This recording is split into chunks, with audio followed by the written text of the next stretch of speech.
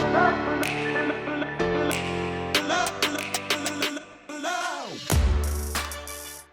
everyone. I'm Jim Huling, and it's a real pleasure to welcome you to this episode of Execution Insights, the podcast. Now, today, we're going to be talking about a role that is often misunderstood. In fact, it's frequently overlooked and yet absolutely essential to every organization's success. And of course, you can tell we're already talking about middle managers. Now, in all the work that I do as an executive coach, I find some companies who see middle managers as just a layer that we might possibly need to remove or be able to remove someday. And others suddenly realize that they actually can't function without them. Well, the truth is one I want to shine a bright light on today. The best middle managers have never been more valuable than they are right now. And this is not because they supervise tasks, it's because they connect people. In fact, when you think about it, they are the only leaders in the organization who touch both the front line and the executive team every single day. They translate strategy into action, right? They are the connective tissue that actually keeps the organization healthy. And I want to tell you today a story that will bring this lesson home for you in a way I hope you'll never forget. It's a story about a hospital that was in trouble. You see, a few years ago, I was working with the senior leaders of a major metropolitan hospital. In fact, the largest single hospital in the area of the United States where I currently reside. And they were facing a very frightening trend. Operating room incidents were on the rise, and they were going up fast. Now, remember, I'm not talking about paperwork errors. These were mistakes that could potentially put the life of a patient at risk. The senior team that brought me in cared deeply about this problem, of course, and they had already tried everything they knew. They instituted new policies, they tightened their checklist, they even instituted financial incentives for improvements in the error rate. And of course, they had banners on all the wall and celebration lunches anytime there was an improvement.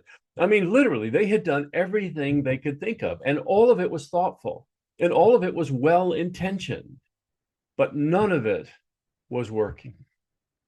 And that's when I asked them in a meeting of the entire senior leadership team, who have you talked to so far who was the closest to the work? Now, in that moment, to be fair to them, they paused. They were actually uncertain how to respond because they hadn't spoken to anyone down on the front line. In fact, in that moment, the silence was deafening. So they invited me to meet privately with all the frontline teams and the middle managers without any senior leadership in the room so that everyone would feel completely free to express any idea or concern they had. And that particular decision, which I give them lots of credit for doing, well, that was a decision that changed everything.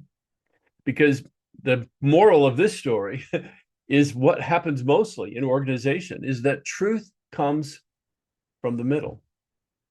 So once the middle managers and their frontline teams all felt safe, then the people on the team spoke candidly. They said to me, Jim, what we're seeing are all preventable mistakes. I mean, there are things like we have the wrong surgical tray prepared, or we have unclear laterality, or we're missing surgical notes. They're all small things, but they are things that lead to big consequences.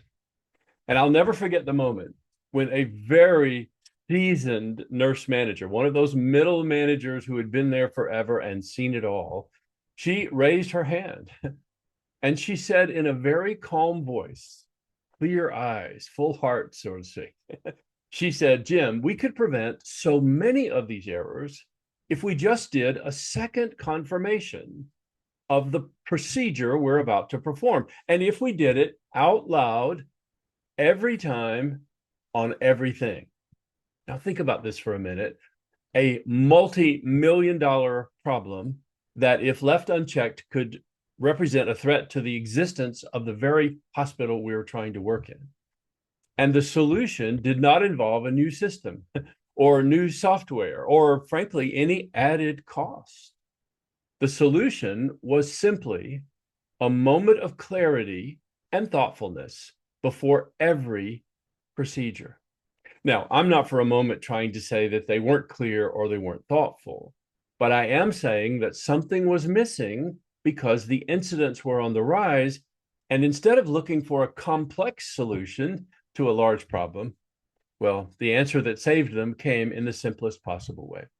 So, on a regular basis, that second confirmation began to catch small mistakes that would have otherwise gotten into the operating room and possibly put one of our patients at risk.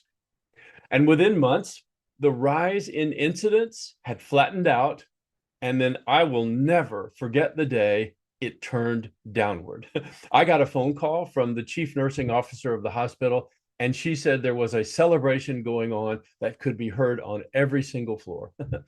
And over the next few months, not only did the trend continue, they reached the lowest incident rate in the entire country by the end of that year. Now, the key here that I want you to remember and hear in this story is that it was not because of something imagined in a boardroom. It was because a middle manager who could see what was truly happening had the courage and the openness to speak up. And let's be very clear, she was the real hero in this story. It wasn't me. In fact, it had very little to do with me, and it wasn't the senior team. It was that middle manager who was willing to speak the truth, who saw what was hiding in plain sight, and who knew how to keep people safe. I mean, it's no exaggeration that in that moment, what she did changed lives. So, what do we take from this story in this episode of the podcast of Execution Insights? Well, it's simply this. If you're a senior leader listening to this message, and that's the vast majority of people who tune into this podcast, I say this with the deepest respect. You cannot solve your biggest challenges from the boardroom. In fact, you can't solve them at all without the wisdom of the leaders in the middle. They are your most valuable resource. So, how do you and I, as senior leaders, unlock that wisdom? Well, here are 3 commitments that I promise will transform your organization. They're the very 3 things we used in this hospital system and that I've been able to see work all over the country. Number 1, invest in the growth of middle managers. You know, there's a great tendency to just train middle managers to manage processes instead of coaching them to lead people and to lead with influence and empathy and courage. We've got to reverse that trend and make this a real and ongoing investment. Because when middle managers grow, teams grow and results grow. So that's number 1. Number 2, have their back. You know, when a middle manager brings you an uncomfortable truth, don't make it awkward. Don't criticize or demean them for it. Celebrate it. Don't silence it. In fact, think about middle managers for a moment. When they come to you with a difficult truth, they often feel that they are risking their entire sense of security and their jobs just to protect the organization and the people that you serve.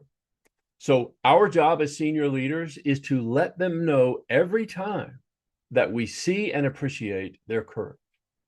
And third, and last, and most important, create safe channels for truth to flow throughout the organization.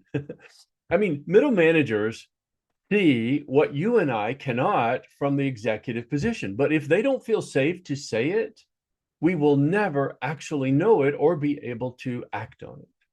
In fact, in my experience as an executive coach, more often than not, insights die in silence. So what we have to do is make it safe for truth to rise. So as we close this podcast, here's a question I'd like you to think about today.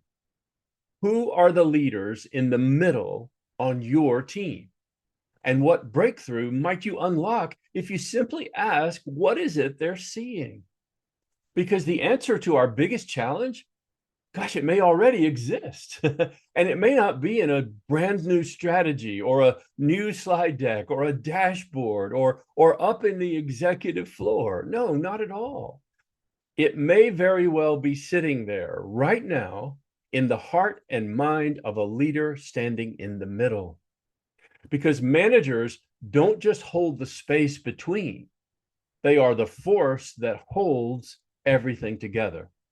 And they are never alone as long as you and I choose to see them and support them and believe in them. So today, I want to thank you for spending this time with me, leader to leader and heart to heart. And I hope this message has been both informational, but valuable as well. And until the next time, keep leading with courage and with humility and with love. And I'll see you in the next episode of Execution Insights, the podcast.